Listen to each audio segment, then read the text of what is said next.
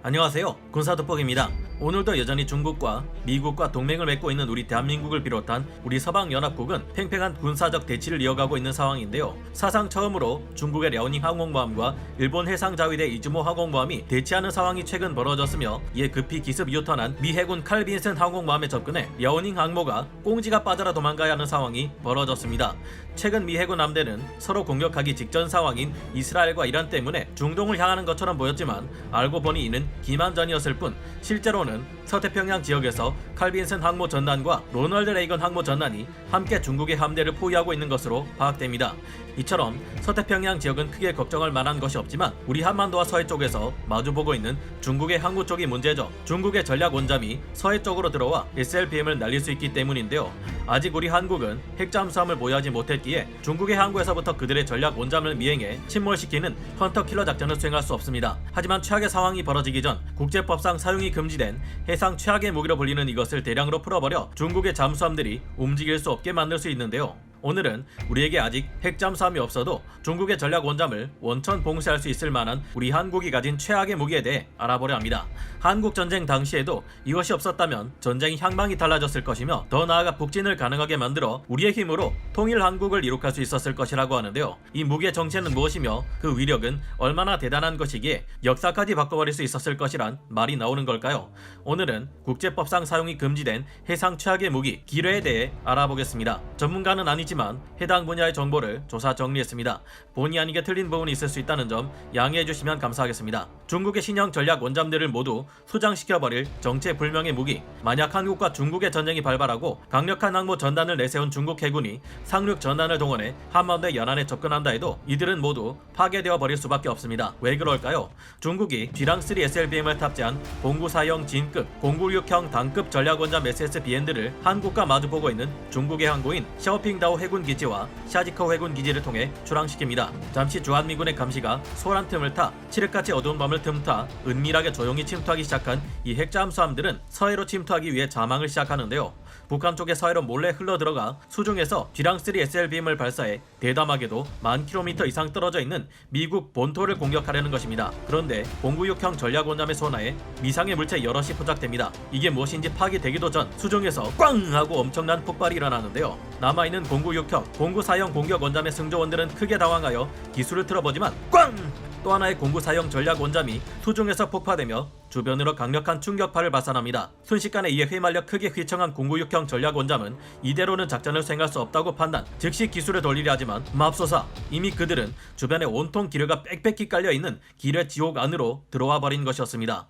공구육형 전략 원잠의 함장은 등줄기를 타고 흐르는 식은땀을 느끼며 읊조립니다. 그럴 리가 없다. 불과 얼마 전까지만 해도 이 지역엔 기뢰 따위는 하나도 없었는데 살아남는 것조차 어려워진 공구육형 전략 원잠은 이제는 적에게 탐지되고 안되고가 중요한 게 아닙니다.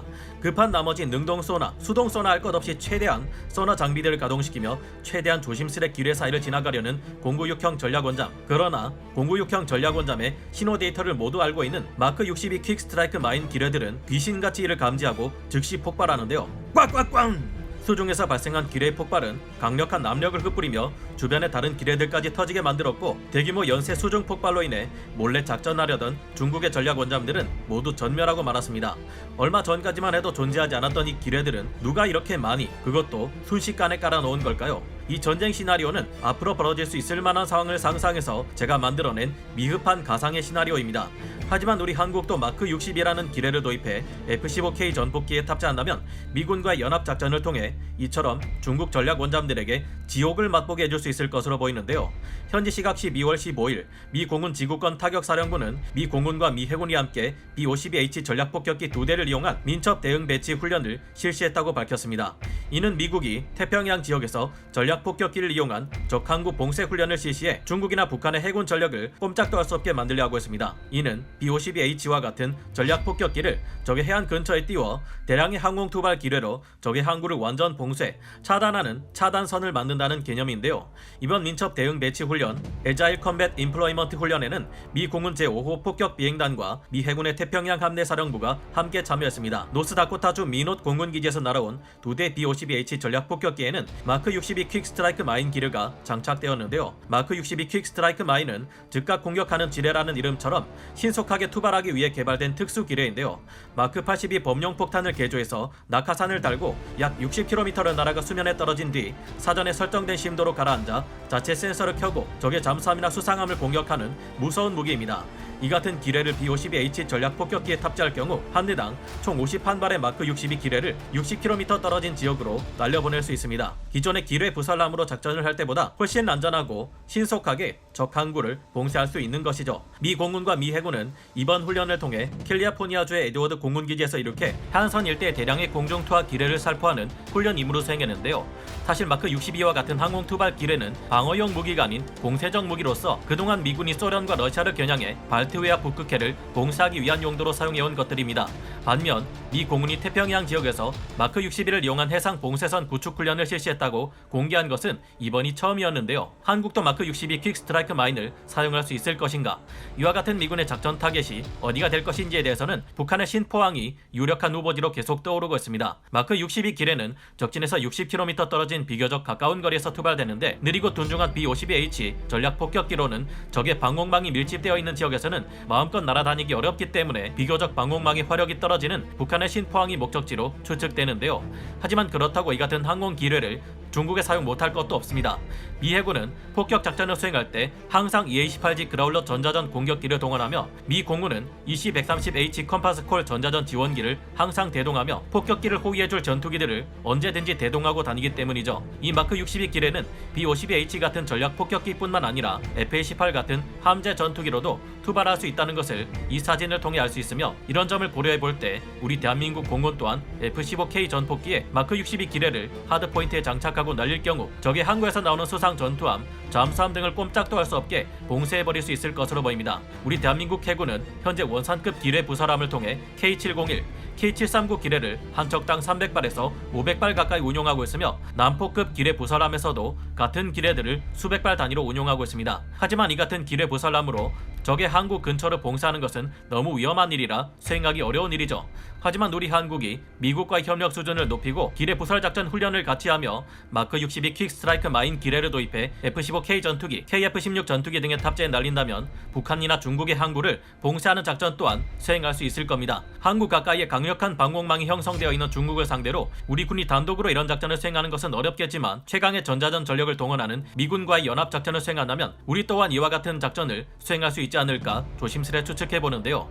기뢰는 선박을 파괴하는 수중 지뢰로서 특정 해역을 통째로 봉쇄할 수 있는 전략 무기로 분류될 정도로 그 효과가 무시무시합니다. 특히 일본과 같은 섬나라에 해운의 비중이 높은 국가의 연안에 기뢰가 쫙 깔릴 경우 그야말로 어떤 함정도 밖으로 나가지 못하게 되어 치명적인 피해를 입게 되는데요. 일본의 해상자위대가 기뢰를 제거하는 소해 전력 확충에 그토록 많은 투자를 하는 것도 이런 이유에서입니다. 기뢰는 가성비로 따져볼 때 그야말로 최강급 무기로서 양산하고 설치하는 쪽은 그 과정이 매우 쉽고 간단한 반면 이를 소해에서 제거하는 입장에서는 그야말로 쌍욕이 나올 정도로 죽을 맛인 그런 무기인데요. 깊고 넓은 바닷속 어디에 짱박혀 있을지 모를 폭탄들을 찾아내서 해체하는 소해 작전은 상상을 초월할 정도로 어렵고 위험하며 이 때문에 CH-53 소해 헬기는 그 비싸다는 F-35 스텔스 전투기 한 대보다도 높은 가격을 자랑합니다.